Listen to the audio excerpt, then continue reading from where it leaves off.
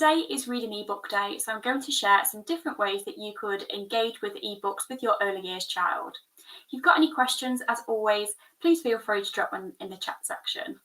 So first of all, ebooks are brilliant for children because they are accessible on the go. So if you're out and about, you could use them then as well. And often ebooks for children have audio features and interactive features, meaning that they could engage with them independently. But that's not to say that you could read them and engage with your child whilst they are reading with them as well. So first of all, I'm going to show you this. This is from the Twinkle original app.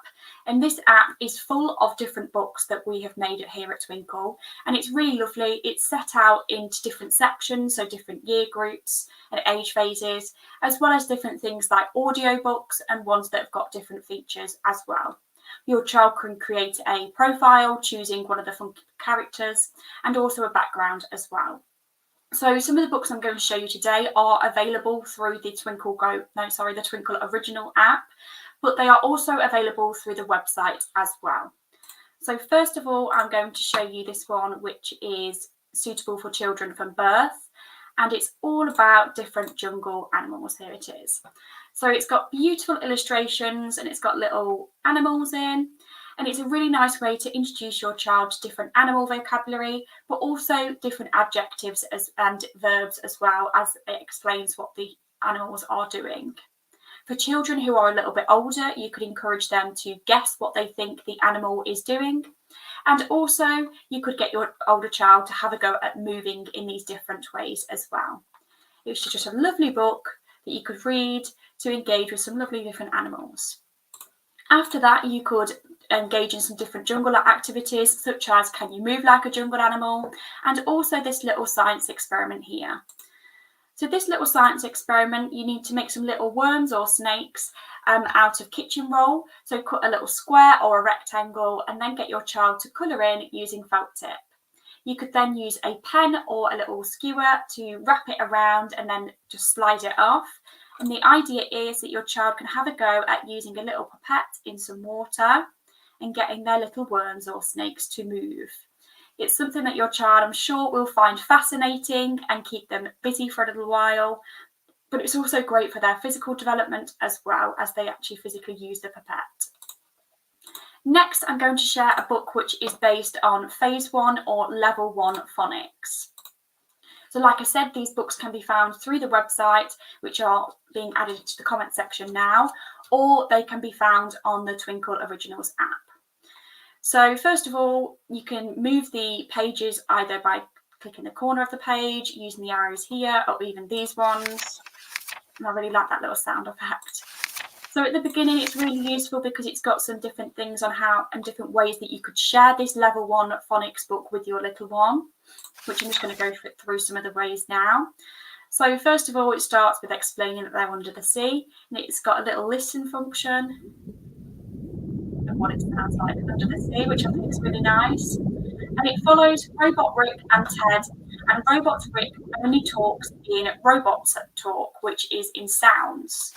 So as they go through their journey, they come across different things, and Robot Rick explains what the things are through sounds. And your child can listen to the sounds here. Shh. And see if they can hear what that word is. That will take a little bit of practice for them to be able to hear what that word is, but it's just a brilliant way for them to listen to words that have been segmented and have a go at blending them back together as well. They can then see if they were correct on the next page. So as you go through, there's lots of different ones. And it's nice because the books aren't too long for little ones. And at the end, there are always some different little challenges that your child could have a go at, such as can you remember the different things that Ted and Robot Rick came across, and also things like can you discuss the emotions. If you want to engage in some different activities that are based on Under the Sea, you could have a look back at mine live from Monday, where I explained lots of different activities from sensory ideas to arts and craft and much more. So this next one is appropriate for children who are learning Phase 2 phonics. Phase 2 phonics usually starts when your child is at the beginning of reception. So if they've just started reception, looking at these Level 2 books is a really great way to support their early reading skills. So again, it's got the arrows in all corners and you can change the pages here. And it's also really handy because it's got some of the different sounds that your child may have learned already, and they could have a go at saying what they are. And the little pictures are really nice as well because they're kind of in the shape of the letters as well. There's always some focus words that will be found regularly throughout the book. So you could have a look at these with your little one and see if they can have a go at blending those sounds together to read the word. So these little orange dots underneath are called sound buttons, and some schools use these to encourage your child to say a sound for each of the written graphemes, which are the letters. So for example, p, I, g, pig. The word is pig. So again, you might want to read one page for your little one and then they read the next one. And I really like this little map here. You could make this into a little game in itself by saying, oh, can you take your finger to the ch, ick? Can you go to the p, ig? To make it into a little bit of a listening game as well. So this book is really nice one to talk about. Let me just zoom out a little bit. To talk about the different pictures that you can see and the facial expressions as well, to discuss about emotions and really pay attention at what's happening in the pictures as well to support your child's reading comprehension, which is just as important as supporting their word reading as well. Again, at the end, it's got some challenges that you could have a go at, such as can you retell the story with the pictures, and also this little spot the difference, sorry, mine went blank then. So they could have a go at counting 5 different differences that they can see as well. Next, I'm just going to talk about some different activities that you could do with your little one based around reading. So we do have an ebook that's about Jack and the Beanstalk. So we're going to share some different activities that you could follow up after you've read that story to extend your child's learning further. So here we've got a little busy tray set up from the Twinkle Parents website. So this is something that you could make. You could use these resources, or you could just use things that you've already got. But on here, there's some coloured green rice. There's little cardboard tubes that have been painted green for the beanstalk, some cotton wool for the clouds and magic beans, and also a little castle out of cardboard. So there's loads of different ways this will support your child. They could have a go at retelling the story. They could explore the resources. They could come up with their own stories. And you could ask different challenges such as, can you balance the cardboard tubes to make the beanstalk go up vertically? Lots of different ways that you can support your child.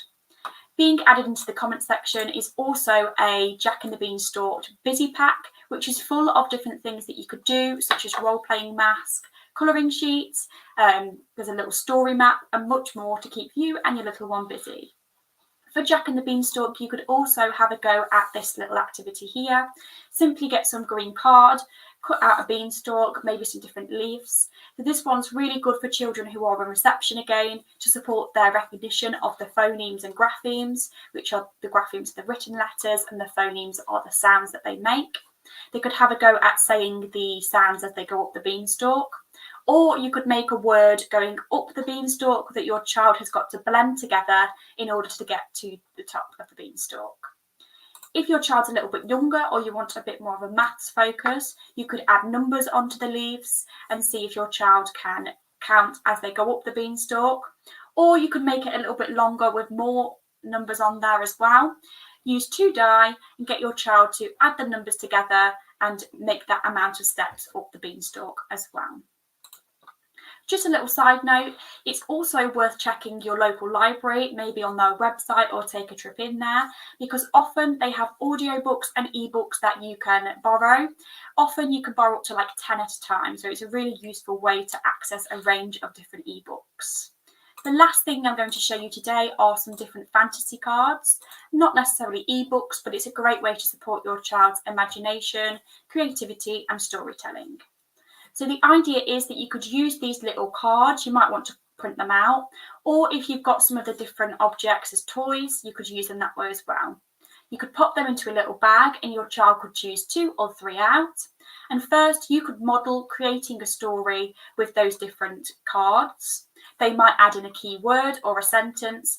And as your child gets a little bit more confident with this, they might come up with their very own stories.